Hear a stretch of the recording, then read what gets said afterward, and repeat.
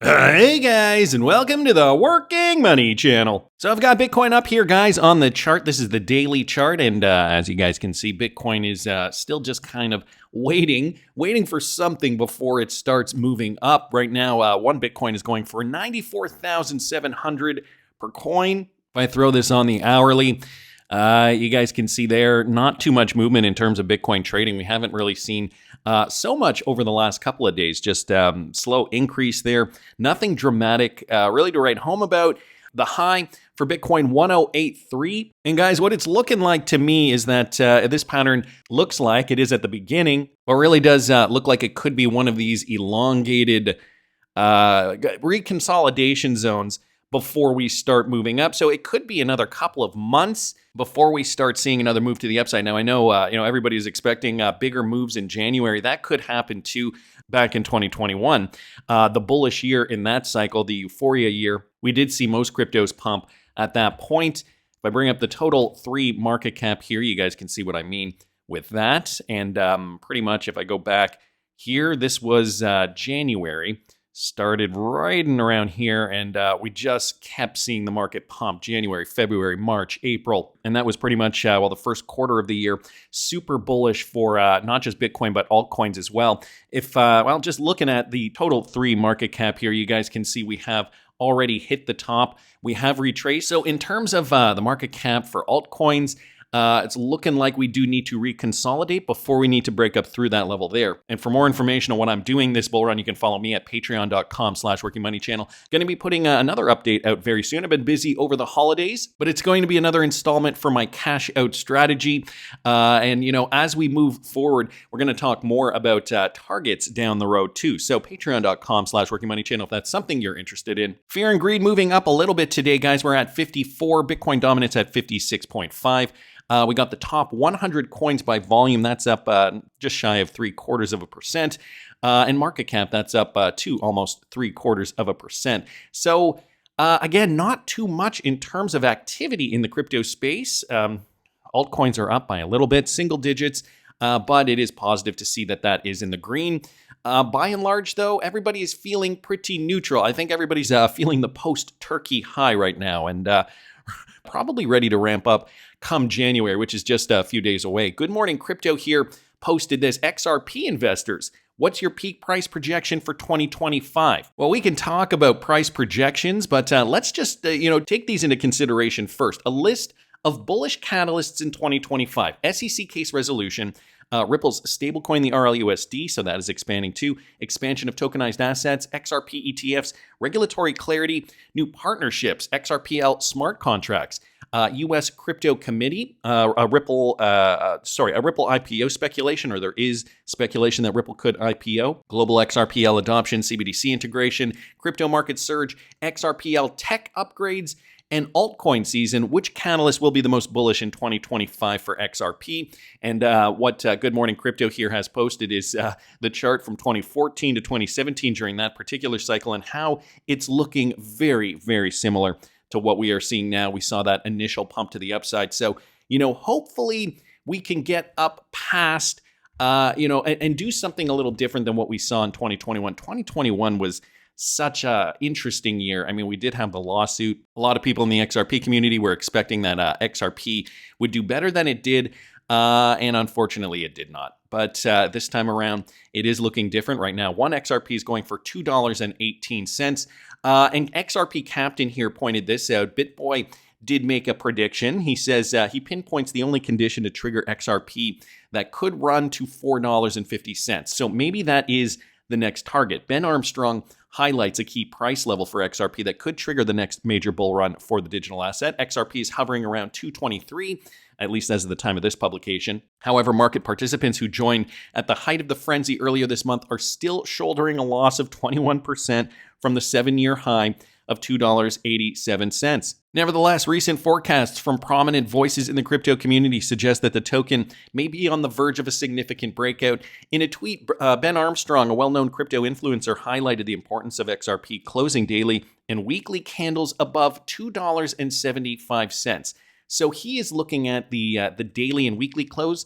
According to Armstrong, reaching this threshold could set the stage for an XRP to surge to $4.50. And without even looking at his TA, I'm going to see if I can replicate that theory there. So I've got XRP on the daily. And what did he say? 275? I think he said it needed to go up to it needed to close up above, what did he say? 275? Yeah, 275. So let's bring that chart back up and let's see where that would bring us. So I'm going to bring up a horizontal line here. 275, guys, brings us around there. So ultimately, whether it's 275, 273, 272, above the bodies here. So let's forget about the wicks. If we can stay up above and close up above these bodies on these candlesticks, which would be 273, roughly. I mean, a couple of cents here or there, doesn't really matter. Then the next catalyst for BitBoy would be that next Fibonacci level, I'm assuming. And if we are to assume that we could get up actually 2 Fibonacci levels up, so past the 1.618 to the 2.618. So that would bring us in and around $4.53. Now, why I find this level very interesting, guys, is let me just zoom out here, and I'm going to kind of scrunch that down to show you guys something here.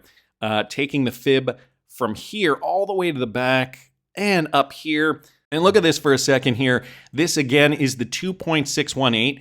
And if we just kind of look over here, look at how close those two levels are right in here. Look at how close those lines are together, okay? So that one is the Fibonacci from this particular correction here.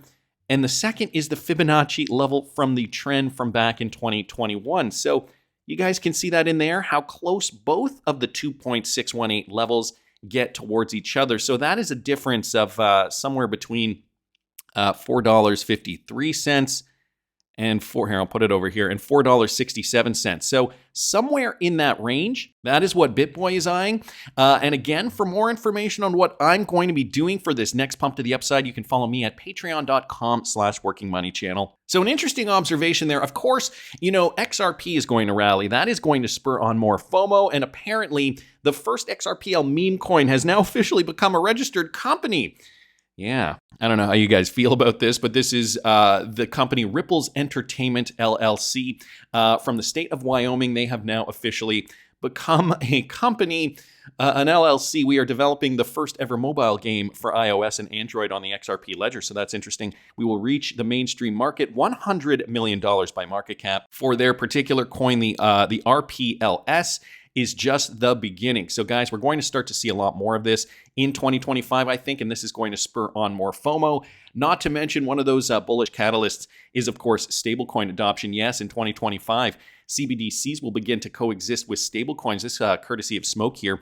Central bank digital currencies, okay, or CBDCs, will begin to coexist with stablecoins. This is no secret. We know that this is kind of par for the course right now as we're starting to see more stablecoin adoption being introduced into different markets. Stablecoins are already changing America's creaky payment system, especially for international payments. This is another document from the ncua.gov website, so government website. Another one here, courtesy of Smoke. As for digital assets, stablecoins are already changing America's creaky payment system. So the modernization, obviously, front and center here, using tech for that, DLT technology, especially for international payments, as well as providing loan opportunities with the easiest to foreclose on collateral you can imagine. So everything tokenized, guys. Notice how they're not just focusing on cross-border payments alone. They're focusing on the entire infrastructure. My main point here is that credit unions have always evolved with new technology. They were early users of ATMs and the internet and mobile banking. It's important that we at NCUA understand that innovation is necessary. I had a reporter ask me, aren't you nervous about the pro-AI and pro-crypto? And do you worry about the problems they may cause? I replied, I do not. I replied, do I worry there might be problems, be downsides? I know there will be. But guys, that's, again, the teething pains of ushering in new technology after almost half a century of using antiquated technology. So this is, again, like I say, par for the course. Other countries are already doing it. So the United States, next logical step, and here, just back to this document, market capitalization for stablecoins in 2025, looking at around $400 billion. And of course, Ripple's RLUSD is going to take a piece of that pie. Hoskinson Teases Ripple's stablecoin will be launching on Cardano. So perhaps another chain here, this coming from James Rule XRP, and we've heard Charles Hoskinson talk about this in the past, but a new interview has surfaced. Recently, Cardano's founder, Charles Hoskinson, revealed details of his recent meetings with Ripple and the possibility of interoperability between the two blockchain networks. According to Hoskinson, during an AMA session, he had a good and promising discussion with Ripple's team regarding future collaborations. Hoskinson also shared some details about the interactions with Ripple, specifically with the creators of the RLUSD, the recently launched stablecoin by Ripple. Presently tradable on Ethereum and the XRP ledger, RLUSD plans to list on other major blockchain platforms. Hoskinson stated that Cardano would be part of those networks in 2024. And guys, I have the clip up here, courtesy of Angry Crypto Show. Listen to this. But overall, they've been easy to work with. We met also with the RLUSD people. They were just finally got past launch, and they're trying to recover from that because that was an incredibly time-consuming effort, but we're really proud of them. And I do believe they're going to start adding other chains next year. And my recommendation to them was a self-serve model similar to Coinbase's Rosetta. It makes it a lot easier to see who's serious and who's not serious.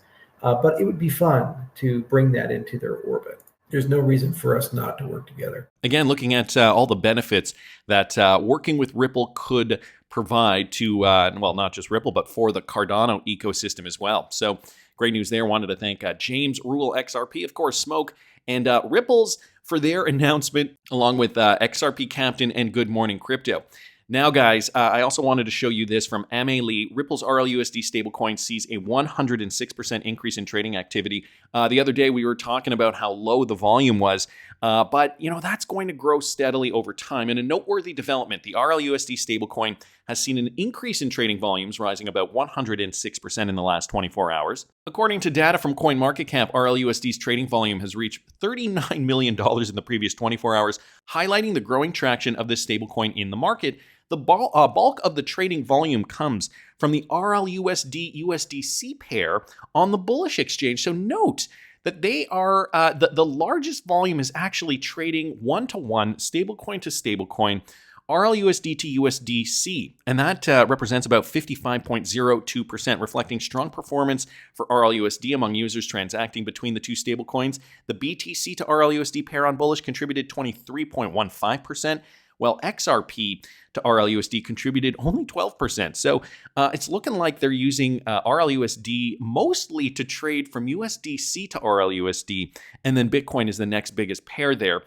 So again, we're going to see how this shakes out. It's a brand new stablecoin introduced to the market. Obviously, we have our opinions on it. If you guys didn't see the video I did yesterday, there's some inclination, some evidence now suggesting that Ripple could in fact freeze RLUSD. So you might want to think twice about utilizing RLUSD. I mean, I don't know. Again, these are all decisions we have to make when trading, and I'm sure they would probably just reserve freezing it if there was some funky activity going on, money laundering, so on and so forth. But I will link yesterday's video up here in the top right-hand corner if you guys didn't catch it.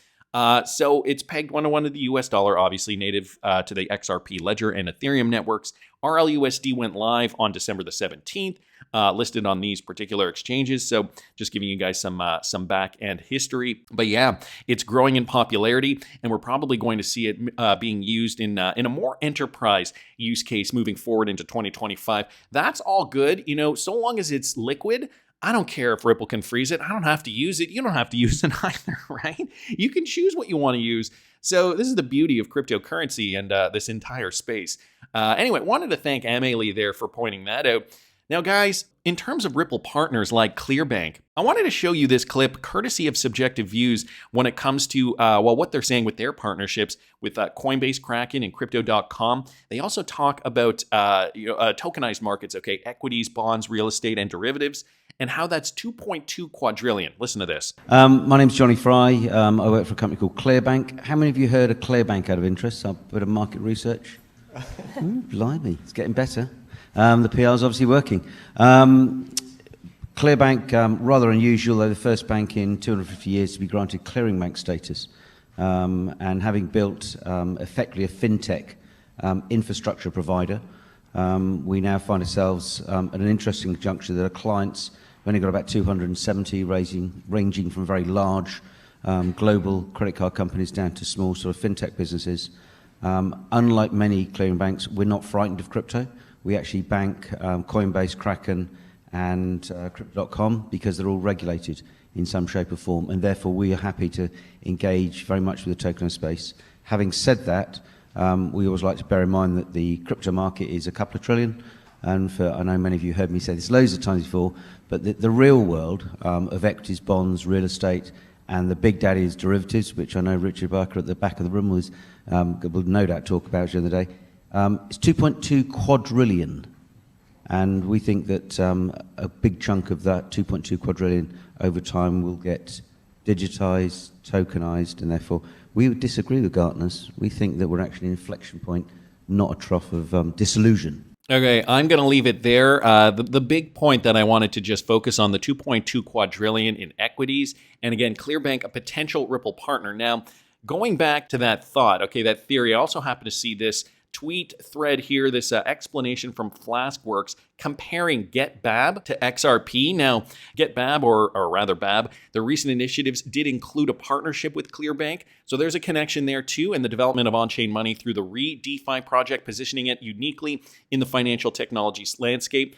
Here's an in-depth analysis on how BAB's approach compares to the established projects like XRP. So integration, they talk about Clearbank and their partnership, BAB's collaboration with Clearbank, which has expanded into Europe by securing a Dutch banking license, enables BAB to offer borderless euro accounts across 22 European countries. This integration facilitates seamless cross-border transactions and aligns BAB's mission to provide inclusive financial services worldwide. On-chain money, BAB's on-chain money initiative tokenizes fiat currencies on the blockchain, creating digital representations backed by actual reserves. So very similar to what XRP does. This approach ensures stability and regulatory compliance, bridging traditional finance and decentralized finance.